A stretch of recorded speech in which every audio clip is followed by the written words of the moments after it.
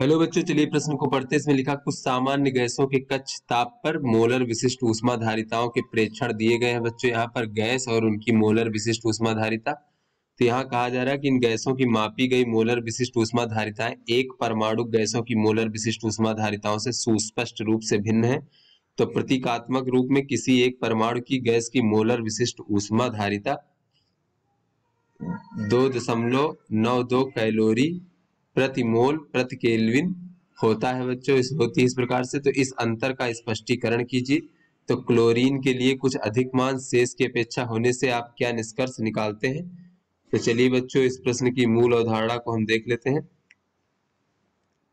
तो यहाँ पर बच्चों अगर हम देखें तो जो एक परमाणु गैस होती है, उससे पहले बच्चों हम ये देख लेते हैं कि मोलर विशिष्ट ऊष्मा धारिता क्या होता है। तो इसका तात्पर्य है कि एक मोल गैस का तापमान 1 केल्विन बढ़ाने के लिए जितने कैलोरी ऊष्मा की आवश्यकता होती है उसे मोलर विशिष्ट ऊष्मा धारिता कहते हैं गैस की। तो यहाँ पर बच्चों हम देख लेते हैं अब कि जो एक परमाणु गैस है बच्चों, जिसमें केवल एक परमाणु होते हैं, तो एक परमाणु गैस में जो अणु होते हैं बच्चों, वो केवल स्थानांतरित गति कर सकते हैं। बच्चों केवल स्थानांतरीय गति कर सकते हैं, गति कर सकते हैं।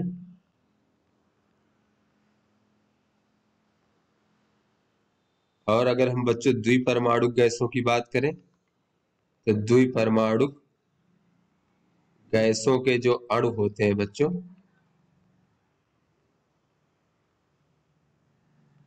अणु वो स्थानांतरीय गति के साथ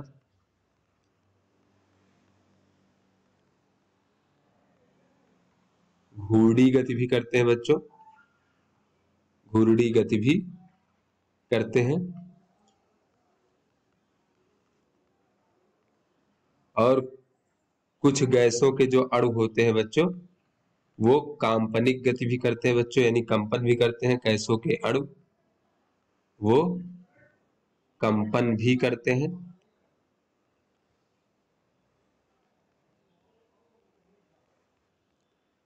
तो इस प्रकार से बच्चों चलिए अब अपने प्रश्न को हल करते हैं और यहाँ पर देखते हैं कि जो ये हमारे द्विपरमाणु गैसों के जो मोलर विशिष्ट ऊष्मा धारिताएं मापी गई हैं, वो एक परमाणु जो गैस होती है उसकी मोलर विशिष्ट ऊष्मा धारिता जो कि 2.92 कैलोरी प्रति मोल केल्विन होता है बच्चों, तो उससे अधिक क्यों है बच्चों? इतना ज्यादा अंतर जो है क्यों है? तो यहाँ पर बच्चों चलिए अपने प्रश्न को हल करते हैं और इसको देखते हैं बच्चों, यहाँ पर इस अंतर का कारण क्या है।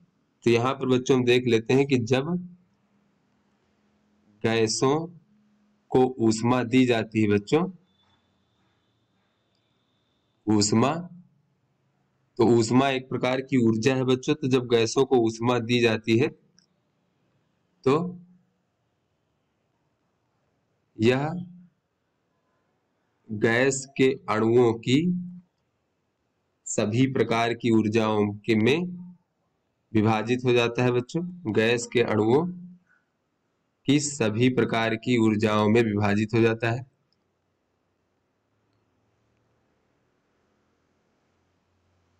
ऊर्जाओं में विभाजित हो जाता है या फिर कह ले ऊर्जाओं में बट जाता है।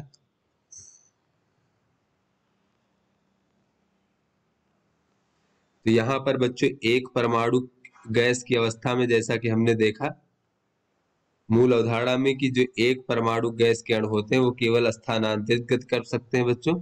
तो एक परमाणु गैसों के अणु के पास जो है बच्चों, अणु में केवल स्थानांतरीय गतिज ऊर्जा होती है, केवल वही गति करते हैं। तो यही गतिज ऊर्जा रहेगी यहाँ पर, स्थानांतरीय गतिज ऊर्जा होती है।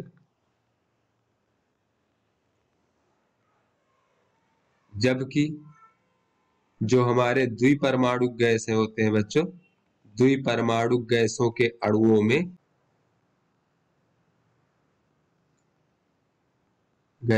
अणुओं में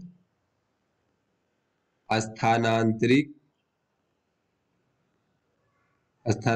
गति गतिज ऊर्जा के साथ साथ घूर्णन गतिज ऊर्जा भी होती है बच्चों। गतिज ऊर्जा भी होती है।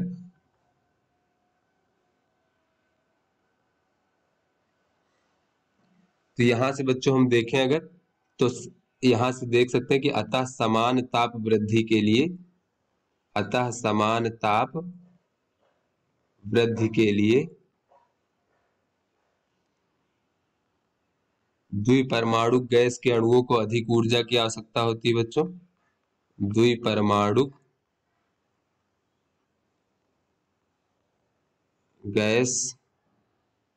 गैसों के अणुओं को अधिक ऊर्जा की आवश्यकता होती है एक परमाणु गैसों की तुलना में। अधिक ऊर्जा की आवश्यकता होती है।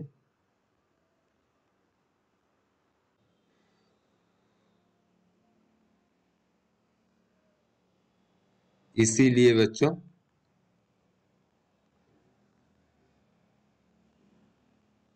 द्विपरमाणु गैसों की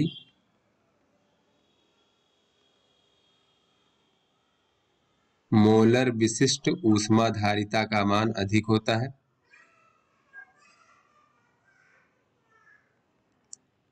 धारिता का मान अधिक है।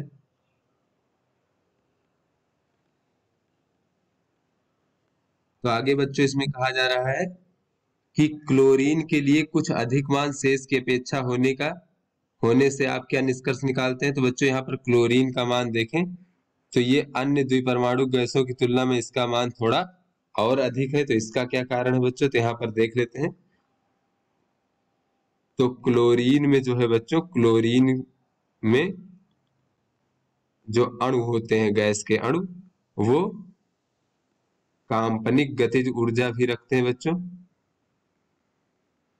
काल्पनिक गतिज ऊर्जा भी रखते हैं, यानी कि ये स्थानांतरित गति और घूर्णन गति के अतिरिक्त कंपन भी करते हैं। तो इनके पास काल्पनिक गतिज ऊर्जा भी रखते हैं। इसीलिए इनका जो है बच्चों मोलर विशिष्ट ऊष्माधारिता का मान थोड़ा और अधिक है। इसीलिए क्लोरीन की जो मोलर विशिष्ट ऊष्माधारिता है बच्चों,